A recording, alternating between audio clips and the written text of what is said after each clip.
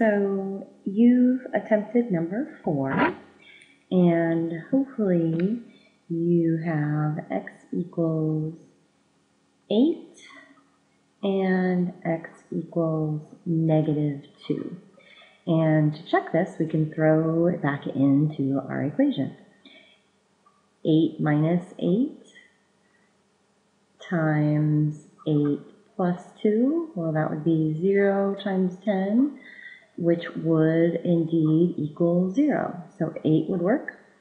-2, if we go -2 minus 8 in the first parentheses, and -2 plus 2 in the second parentheses, well, this is -10 times 0, and that would equal 0. So both of these would check out.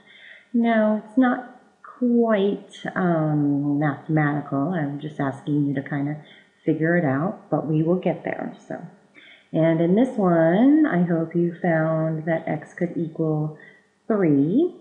And one that might be slightly more tricky would be if x could equal 1/2. We can check that.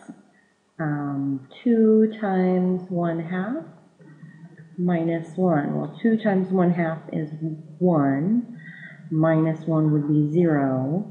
Times, it doesn't even matter, it's going to give you 0. Likewise, with x equals 3, doesn't even matter what this parenthesis is equal to.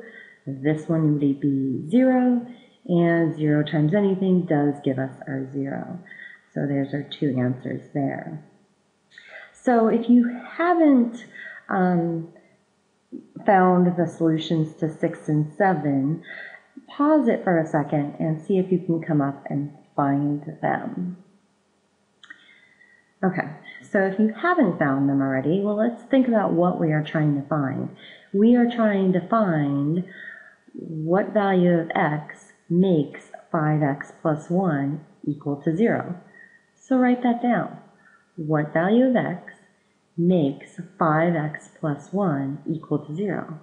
So if we have 5x plus 1 equal to 0, we just found ourselves a nice little equation that we can solve, just like back in the day. We subtract 1 from both sides, 5x equals -1, divide both sides by 5, x equals -1/5. And x could equal -17.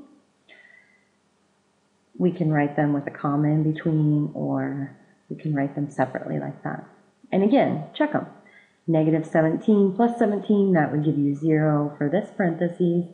Doesn't even matter what this parenthesis is, because when you multiply anything times 0, it's going to give you 0. So now with this one, we could do the same thing.